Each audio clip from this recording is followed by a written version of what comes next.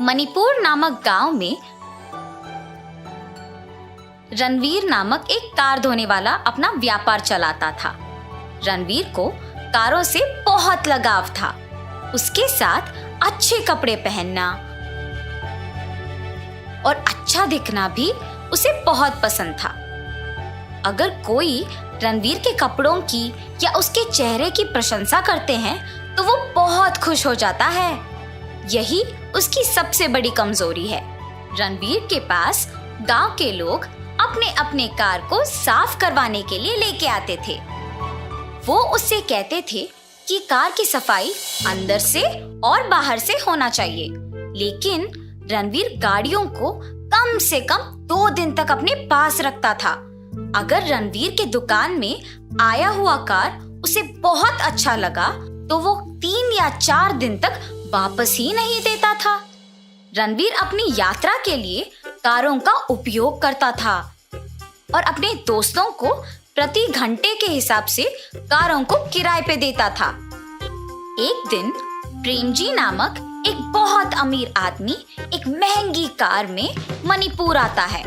रास्ते में कीचड़ के कारण उसका कार का टायर गंदा हो गया और वही प्रेमजी को कार धोने का एक दुकान नजर आया। कार पूरा गंदा हो गया।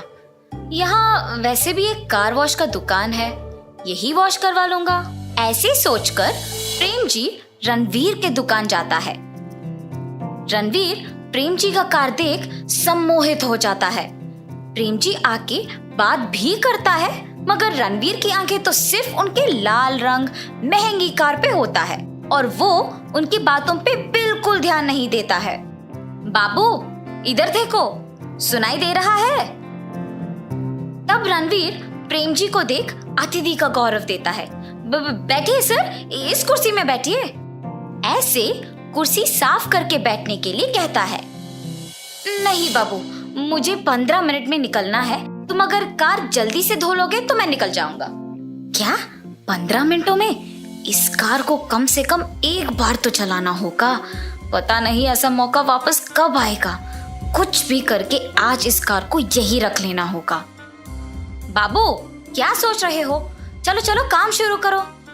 सर आपका कार देख के पता चल रहा है कि बहुत कीचड़ और गंदगी भरा है। ये सब साफ करने में वक्त तो लगेगा ही। कल इसी समय पे आके ले जाइए। कल? पर शहर में तो चाहे कितना भी कीचड़ हो 15 मिनटों में काम खत्म करते हैं और तुम कल तक का समय मांग रहे हो। यहाँ तो वो सारी मशीन नहीं है ना भाई साहब, आपकी मर्जी है अब। ऐसे कहता है। प्रेमजी भी सोच में पड़ जाता है कि इस कीचड़ भरी कार को लेके वो अपने रिश्तेदारों के घर नहीं जा पाएगा, तो इसीलिए फैसला करता है कि कार को वही छोड़ना बेहतर है। ध्यान रखना, इस कार से मेरा बहुत लगाव है। ऐसे कह के वहां से चला जाता है। रणवीर की खुशी की कोई सीमा नहीं थी। कूद कर नाचते हुए कार में बैठता है। वाह वाह, देखो कैसे चमक रहा है। ये गियर, ये स्टीयरिंग, आए हाय, काश ये कार मेरे पास होता।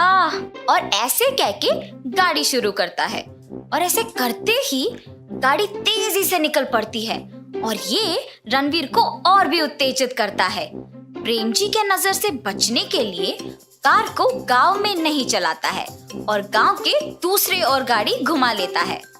खुशी से गाड़ी चलाते हुए तेजी बढ़ाते हुए गाड़ी को उड़ाता है और उसे ये करने में बहुत मजा आता है। थोड़ी देर बाद अपने दुकान पे आकर कार से उतरते हुए गाड़ी चलाने में मजा आ गया। गाड़ी उतर के देखता है कि कार और भी गंदा हो गया। ये देख तुरंत गाड़ी की सफाई के काम में लग जाता है और साफ करने के बाद वाह वाह, इतनी सुंदर गाड़ी मेरे दुकान पे आना और मेरा उसे चलाना सच में मेरा किस्मत ही है। ऐसे रणवीर अपने आप में बात कर ही रहा था कि उस गांव के मुखिया और अमीर आदमी पृथ्वीराज उस लाल गाड़ी को उनके रास्ते से गुजरते हुए देख आश्चर्यचकित रह जाता है।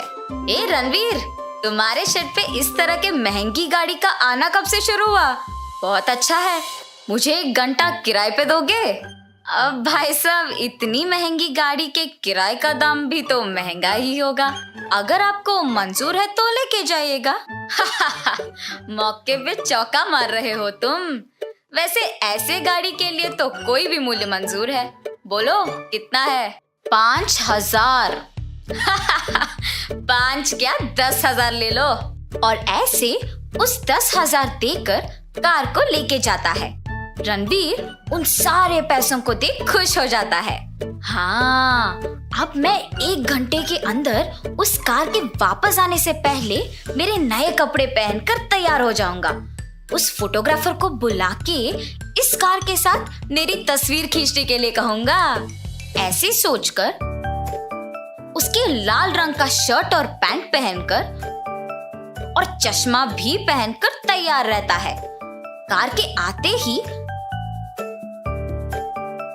कार के अंदर, कार के बाहर और कार के ऊपर बैठकर अपनी तस्वीर खिंचवाता है। कैमरा वाले को भेजने के बाद उस कार छोड़ने का मन ही नहीं कर रहा था और उसे पता है कि शायद ऐसी महंगी कार को चलाने का मौका फिर उसे कभी नहीं मिलेगा और इसीलिए गाड़ी को वापस तेजी से घुमाने ले जाता है। अचानक आगे से एक लड़का अपनी साइकिल पे आ रहा होता है और इस कार को देख वो दंग रह जाता है और इससे वो अपने साइकिल पे नियंत्रण खोकर साइकिल के साथ गिर जाता है और कार के डोर पे छोटा खरोच लग जाता है। रणवीर तुरंत कार से उतरकर उस खरोच को देखता है और घबरा जाता है और गाड़ी को उसके शेड लेके जाता है। शेड आके उस गाड़ी पे लगे खरोच को छुपाने के लिए अनगिनत तरीके कोशिश करता है। अंत में उसे एक कलर स्प्रे लगा के छुपाता है। अरे बाप रे, अब तो ये खरोच दिखाई नहीं दे रहा। अब तो मेरे ऊपर उन्हें कोई शक नहीं आएगा। कल तक तो ये रंग भी सूख जाएगा। हाँ, ऐसे सोचकर अगले दिन शेड के लिए घर से निकल पड़ता है और उससे पहले ही प्रेम जी शेड आ पहुंचते हैं और उसका इंतजार करते हैं। ये देख रणवीर चौंक जाता है मगर शेड को नकली हंसी हंसते हुए खोलता है। जैसे ही रणवीर कार पे लगे कपड़े को उठाता है, प्रेम जी कार के पास जाके जांचते हैं कि उसने ठीक से सफाई की या नहीं और इस दौरान रणवीर कांपते रहता है। एक जगह पर प्रेम जी कार को छूना बंद करके उसे सूंघते हैं। क्यों सिर्फ इस जगह पे रंग का गंध आ रहा है? रणवीर कांपते हुए कुछ नहीं सर, पता नहीं क्यों। एकदम टिप टॉप से तैयार होके मेरे कार में पूरा गांव घूम के साइकिल से टकरा कर खरोच भी लगवा के उसे छिपाने कुछ रंग लगाए हो ना, और उसके ऊपर तुमने मेरे ही गाड़ी को किराए पे दिया, उसके साथ तस्वीर खिंचवाया। क्या इन्हीं सब के लिए मुझसे एक दिन इसको यहाँ छोड़ने के लिए कहा था तुमने? पुलिस, आप सबने देखा ना इसका नाटक, तुरंत इसे गिरफ्तार करो। मैंने भरोसे पे गाड़ी यहाँ छोड़ी थी। वो तो अच्छा हुआ कि मेरे नौकर ने इसे गांव के बाहर चलाते हुए देख लिया, वरना ये मुझे बेवकूफ बना देता। मेरे ही तरह किसी और के साथ ये नहीं होना चाहिए और इसीलिए इसको दंडित करना ही होगा। और ऐसे प्रेम जी रणवीर को गिरफ्तार करवाता है। तो इस कहानी का नैतिक क्या है? किसी और के चीजों से हमें लगाव या उन पे लालच नहीं होना चाहिए। जो हमारे पास है उससे संतुष्ट रहना चाहिए।